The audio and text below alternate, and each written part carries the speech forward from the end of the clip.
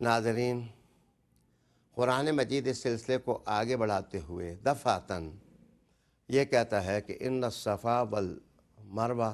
من شعائر اللہ، بے شک صفا اور مروہ اللہ کی نشانیوں میں سے ہیں۔ شاید یہ اس لیے سوال پیدا ہوا کہ صحابہ کرام رضوان اللہ تعالی علیہم اجمعین نے سوچا تھا کہ ان دو پہاڑ کی چوٹیوں پر تو بت نصب رہے ہیں، تو اب حج کرتے ہوئے یا عمرہ کرتے ہوئے یہاں سائی بجا لانے کے لیے جانا شاید اچھا نہ ہو، اس لیے کہ یہاں بت تھے۔ تو رب کریم نے کہا کہ نہیں، یہ اللہ کی نشانیوں میں سے نشانیاں ہیں۔ اس کا مطلب یہ ہوا کہ ایک چیز کی طرف بری نسبت بھی ہو اور اسی چیز کی طرف اچھی نسبت بھی ہو، تو قرآن مجید کہتا ہے بری نسبت کو نہیں دیکھنا چاہیے، اچھی نسبت کو دیکھنا چاہیے کہ یہاں جناب ایک اللہ کی نیک بندی، ایک صدیقہ اور ایک اللہ سے پیار کرنے والی خاتون دھوڑی تھی۔ اس کے اخلاص میں کچھ اتنا گہرا اثر اور گہرا رنگ تھا کہ رب کریم نے قیامت تک آنے والے حاجیوں کو اور زائرین کو یہ حکم دے دیا کہ وہ ان پہاڑیوں کے درمیان سعی کریں۔ اس کے بعد مختصر اور اختصار کے ساتھ حج کے احکام بھی اس پارہ کے اندر بیان ہوئے ہیں۔ یہ میں بتاتا چلوں کہ قرآن حکیم نے جس وقت حج کی تعریف کی تو مشعر الحرام کا بھی ذکر کیا، منع کا بھی ذکر کیا، یہاں کے احکام بھی بیان ہوئے، قربانی ایسے مسائل بھی بیان ہوئے، وہ لوگ جو قربانی پاتے ہیں وہ کیا کریں اور جو نہیں پاتے وہ کیا کریں۔ اتنا مبسوط اور کمپریہنسو بیان ہے احکام حج کا کہ قاری قرآن یہاں قرآن سنتے ہوئے اور پڑھتے ہوئے صرف احکام ہی نہیں سیکھتا، اس کے دل میں شوق اور محبت کی آگ کچھ ایسے روشن ہوتی ہے کہ اس کا خاکی وجود اپنے اپنے وطن کے اندر ہوتا ہے اور اس کا دل کرتا ہے کہ میں اڑ کر جاؤں اور میں کعبہ کا طواف کروں، اور پھر زیارت مدینہ کا شوق بھی سینے میں پیدا ہونے لگ جاتا ہے۔ دوسرا پارہ پڑھتے ہوئے قاری قرآن صرف لفظوں کی رسیوں میں اپنے آپ کو نہیں باندھ لیتا، وہ اطاعت کی رسیوں میں اپنے آپ کو کچھ اس انداز میں جکڑ لیتا ہے کہ اس کی زندگی سے وفا کا سبق سیکھا جا سکتا ہے، اس کی زندگی سے محبت کا سبق سیکھا جا سکتا ہے، اور اس کی زندگی سے رسالت محمد صلی اللہ علیہ وسلم کی تعلیمات کو سمجھنے کا شوق پایا جا سکتا ہے۔ اس کے بعد قرآن حکیم فرقان مجید نے عالی جناب آسمانی اور زمینی آیات کا ذکر کیا، مثلاً گنگور گٹاؤں کا ذکر، ہواؤں کا ذکر، اور سمندروں کی چھاتی پر ہزاروں ٹن بوجھ اٹھا کر کے جو آبی جہاز چلتے ہیں ان کو اللہ تعالیٰ نے اپنی آیت قرار دیا، اور راتوں اور دنوں کے اختلاف کا ذکر کیا اور کہا جو ذہن رسا ہے اور جو دماغ سوچنے والا ہے اور جس آدمی کا سینہ حساس ہے وہ آدمی ان آیات کو دیکھ کر کے ان کے مالک تک رسائی پا سکتا ہے اور ان کے مالک کی معرفت حاصل کر سکتا ہے۔ ایک بات میں عرض کرتا چلوں کہ قرآن حکیم میں جو مسئلہ بھی بیان ہو اس میں اللہ تعالیٰ کی توحید کا جلوہ ضرور ہوتا ہے، اور رسالت محمد صلی اللہ علیہ وسلم کی اطاعت اور ان سے محبت اور ان کے سامنے سر تسلیم خم کرنے کی دعوت ضرور موجود ہوتی ہے۔ قرآن حکیم اپنے حقائق، معجزات اور بینات کو قاری قرآن کے سامنے لاتا ہے۔ یہ جگہ بڑی دلچسپ ہوتی ہیں کہ بعض اوقات مسائل جو ہیں وہ لطیف قسم کے دنیوی بیان ہو رہے ہوتے ہیں، لیکن بندہ ان آئینوں میں تصویر اتنی دل آویز دین کی دیکھ رہا ہوتا ہے کہ اس کے اندر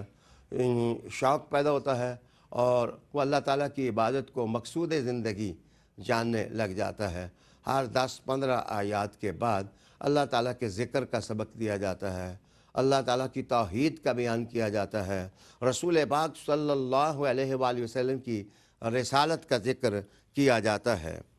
ناظرین، ان چیزوں کے بیان کے بعد فوراً رخش خیال اور رخش بیان گما کر کے عقل حلال پر اس کو منعطف کر دیا جاتا ہے۔ زندگی کے اندر صرف نمازوں کی رکعتیں ہی انسان کو بلند نہیں بناتی۔ مذہبی صحیفے اس کو بھی ڈسکس کرتے ہیں کہ کسی شخص کے پیٹ میں روزی کیسی ہے، وہ حلال کھاتا ہے یا وہ حرام کھاتا ہے، اس کی روزی طیب ہے یا اس کی روزی طیب نہیں ہے۔ دوسرے پارے کے اندر یہ محل اور یہ مقام لطیف ہو کر کے لطف اور جمالیاتی زندگی کے قرینوں کو، روحانی زندگی کے قرینوں کو اتنی اہمیت دیتا ہے کہ انسان جس وقت لقمے زبان پر رکھتا ہے تو پھونک پھونک کر کے اور سوچ سوچ کر کے کہ میری روزی میں کوئی حرام عنصر تو شامل نہیں ہو گیا ہے۔ یہ قرآن مجید کا دوسرا پارہ یہاں پہنچ کر کتاب تربیت بن جاتا ہے۔ ایسے لگتا ہے کہ جیسے ایک ورکشاپ ہو رہی ہے، اس ورکشاپ کے اندر جو مسلمان ہیں ان کو سکھایا جا رہا ہے کہ تم نماز بھی شوق سے پڑھو، تم حج بھی شوق سے ادا کرو، تم زکوٰۃ بھی شوق سے ادا کرو، لیکن تم اس بات کو بھی نہ بھولو کہ رزق جو تم استعمال کرتے ہو وہ حلال بھی ہونا چاہیے اور طیب بھی ہونا چاہیے۔ اس کے بعد ناظرین، نیکی کا معیار سمجھایا جاتا ہے کہ نیکی کا معیار کیا ہے۔ قرآن حکیم فرقان مجید نے صاف طور پر کہا لیس البر ان تولوا وجوہکم قبل المشرق۔ اصل میں بات یہود و نصارہ نے اس سے شروع کی تھی کہ وہ کہتے تھے کہ ہمارا قبلہ مشرق ہے، دوسری قوم کہتی ہے ہمارا قبلہ مغرب ہے۔ تو مسلمانوں کا انداز فکر بتایا گیا کہ وہ مشرق مغرب پر لڑنا اپنی زندگی کا مقصد اور مطلب نہیں جانتے، وہ ایک نیکی کا معیار رکھتے ہیں۔ وہ نیکی کا معیار کیا ہے؟ معیار حقیقی تو اللہ نے رسول کریم صلی اللہ علیہ وآلہ وسلم کی ذات کو بنا دیا، لیکن کچھ احکام ایسے ظاہراً بیان کیے اللہ تعالیٰ کی کتاب نے جن سے معیار دین یا معیار نیکی سمجھا جا سکتا ہے۔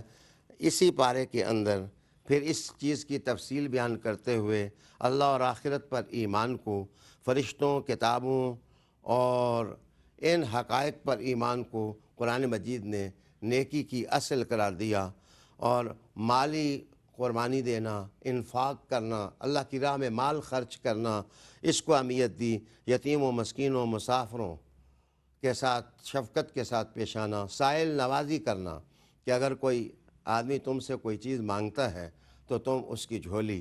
بھر دو، یہ احکام بیان ہوتے ہیں۔ پھر اس کے بعد غلام آزاد کرنے کی اہمیت بیان کی گئی، عہد اور پیمان کا پورا کرنا، اور اس کے بعد نماز ادا کرنا، زکوٰۃ ادا کرنا اور صبر کے ساتھ زندگی گزارنا۔ یہ 9 یا 10 چیزیں تھیں جو دوسرے پارہ کے اندر نیکی کے معیار کے طور پر بیان کر دی گئیں۔ اس کے بعد قصاص کی بات شروع ہوئی، بدلہ لینا۔ اگر کسی اسلامی ریاست کے اندر کوئی شخص قتل کر دیتا ہے تو قرآن مجید نے کہا یا ایھا الذین آمنوا کتب علیکم القصاص، تم پر بدلہ لینا جو ہے وہ فرض کر دیا گیا ہے۔ جس وقت کوئی شخص کسی کو قتل کر دے تو وہ جرم کسی کا شخصی جرم نہیں ہوتا، وہ ریاست کے سکون اور امن کو پائمال کرنے کی طرف ایک قدم ہوتا ہے۔ اس لیے اللہ تعالیٰ نے اس قانون کو یہ کہا وَلَكُمْ فِي الْقِصَاصِ حیات، کہ اے ایمان والو، بدلہ لینے میں اور قصاص قائم کرنے میں تمہارے لیے زندگی ہے، تمہارے لیے زندگی ہے۔ اور کسی آدمی کی زندگی کو بچانا اور اس کے لیے اس قانون کو نافذ کرنا، قرآن مجید نے یہ بھی کہا کہ اگر کوئی شخص کسی کو قتل کرتا ہے تو ایسے ہے جیسی ساری انسانیت کو وہ قتل کر دیتا ہے۔ قرآن حکیم فرقان مجید میں دعاؤں کا جو ذکر ہے وہ شہامت انگیز ہے۔ ولولہ انگیز ہے۔ اسی جگہ ربنا آتنا فی الدنیا حسنہ وفی الآخرۃ حسنہ کی دعا ذکر کی جاتی ہے۔ اے پروردگار، ہمارے دنیا میں بھی ہمیں حسنہ عطا فرما اور آخرت میں بھی ہمیں حسنہ عطا کر۔ یہاں سے زندگی کی بھی تعریف سمجھ آ جاتی ہے کہ اسلام اور قرآن کے نزدیک رہبانیت جو ہے وہ اسلام میں نہیں ہے، دنیا کو حسین بنانے کا بھی سبق ہے اور آخرت کو بھی حسین بنانے کا ذکر ہے۔ بلکہ یہ بات دلچسپ ہے کہ دنیا کو حسین بنانا قرآن حکیم نے پہلے ذکر کیا ہے اور آخرت کو حسین بنانا قرآن حکیم نے بعد میں ذکر کیا ہے۔ اس لیے اس سے یہ بات سیکھی جا سکتی ہے کہ اپنی دنیا میں جینے کے لیے سلیقے قرینے تلاش کرنا اور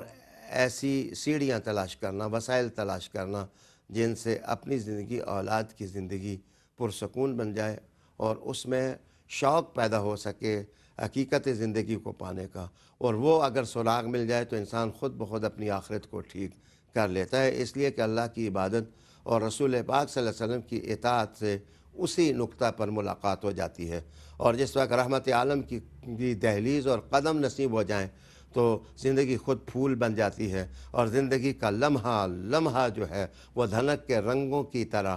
انسان کو سکون دینے لگ جاتا ہے۔ ناظرین، ان چیزوں کے بیان کے بعد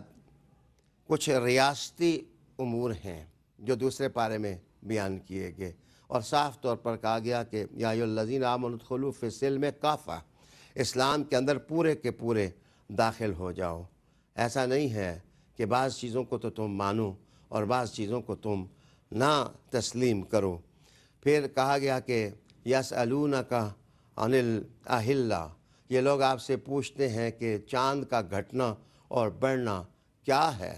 رب کریم نے بجائے اس کے کہ فلسفیانہ طریقے سے ان کے سوالوں کا جواب دیا جائے، اس کو میزان وقت کے ساتھ جوڑ دیا، اور جوڑ دینے کے بعد کہا کہ اگر سورج نہ ہوتا یا چاند کا گھٹنا بڑھنا نہ ہوتا تو اوقات کی پہچان تمہارے لیے مشکل ہو جاتی۔ مسلمانوں کا کیلنڈر سسٹم کتنا خوبصورت ہے کہ دوسرے مذاہب میں گھڑیاں بازوؤں کے ساتھ باندھی جاتی ہیں، لیکن اللہ کے نظام کے تحت اللہ نے ایک گھڑی چاند کی صورت میں اور سورج کی صورت میں آسمان پر رکھ دی گئی ہے۔ دانا لوگ ان کو دیکھ کر وقتوں کی بھی پہچان کر سکتے ہیں اور اوقات کی قدر بھی کر سکتے ہیں، اور اوقات کی قدر کے ساتھ حج کے اوقات، نماز کے اوقات جان کر کے اپنی عبادتوں کا قبلہ بھی وہ درست کر سکتے ہیں۔ ناظرین، پھر میں آگے بڑھوں اور عرض کروں کہ یہ چیزیں بیان کرنے کے بعد قرآن حکیم فرقان مجید نے آئلی نظام کا بیان اس دوسرے پارہ میں شروع کیا، جہاں نکاح کس سے ہو سکتا ہے، نکاح کے فوائد کیا ہو سکتے ہیں، انسان کس طرح اس راہ پر چل کر گناہوں سے بچ سکتا ہے، اگر پھر کسی جوڑے میں نا اتفاقی ہو تو ناچاکی کی صورت میں طلاق کا طریقہ کیا ہے، ڈائیورس سسٹم کیا ہے۔ طلاقوں کی تعداد بتائی گئی کہ 2 طلاقیں ایسی ہیں جن سے رجوع کیا جا سکتا ہے، لیکن جس وقت تیسری طلاق دے دی جائے تو پھر وہ قطعی ہو جاتی ہے اور الٹیمیٹ ہو جاتی ہے۔ پھر عدت بیان ہوئی، عدت بیان کرنے کے بعد خلا کے طریقے بتائے گئے، اور اتنے کمپریہنسو طریقے کے ساتھ یہ قانون دوسرے پارہ کے اندر بیان ہوا کہ معمولی شد بدھ رکھنے والا بندہ اگر قرآن مجید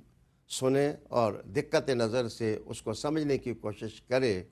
تو وہ جوڑنے کو اہمیت دے گا، وہ توڑنے کو کبھی اہمیت نہیں دے گا۔ اسلام کا آئلی نظام جتنا مضبوط ہے، دوسرا پارہ پڑھنے سے اس کا اندازہ لگایا جا سکتا ہے۔ ایک دلچسپ امر آپ کے سامنے لاؤں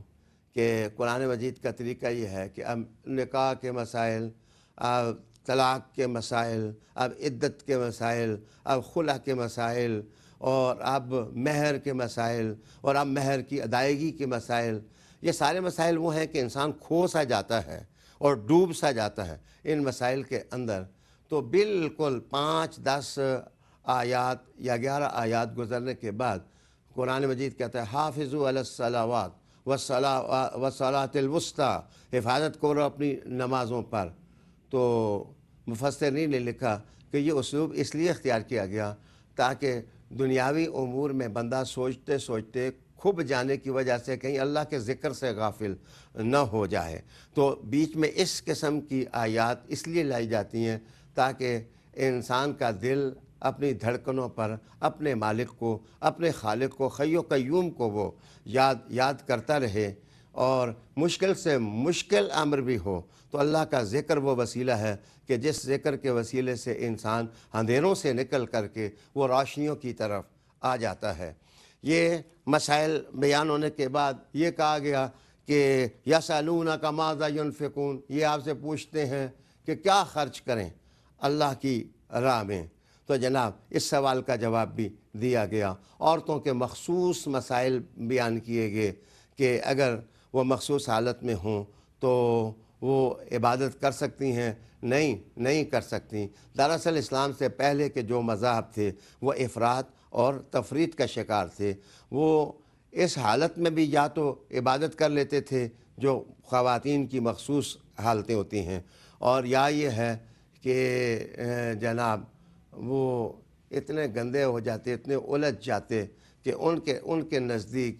ایک عام سا میٹر تھا۔ اسلام نے اس میں بھی اعتدال کا راستہ دیا کہ عبادت کے وقت عورتوں سے تجنب کیا جائے، اجتناب کیا جائے، لیکن اس کے علاوہ ملنا، بیٹھنا، کھانا پینا، ان کے ہاتھ کا پکا ہوا کھانا، اس معاملے میں شدت برتنا انسانی حقوق کے منافی ہے۔ تعجب کی بات یہ ہے کہ دنیا میں ہیومن رائٹس کی بات کی جاتی ہے، لیکن مسائل و احکام میں مذاہب نے جس طرح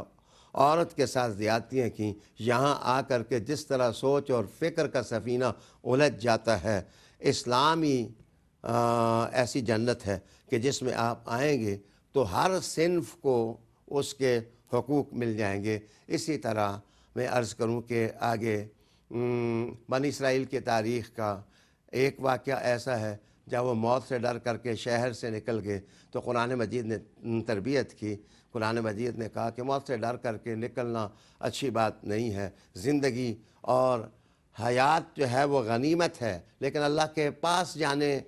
کو بھی جو ہے وہ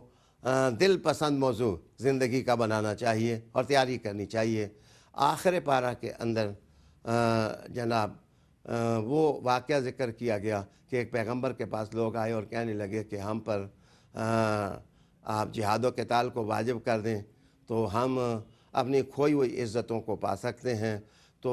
وقت کے نبی نے کہا ہو سکتا ہے کہ تم پھر بھاگ جاؤ۔ انہوں نے کہا میں کیا ہے کہ ہم بھاگ جائیں؟ پھر ان کے لیے ایک تابوت کا ذکر کیا گیا، اور سابقہ انبیاء کی تعلیم سے بھی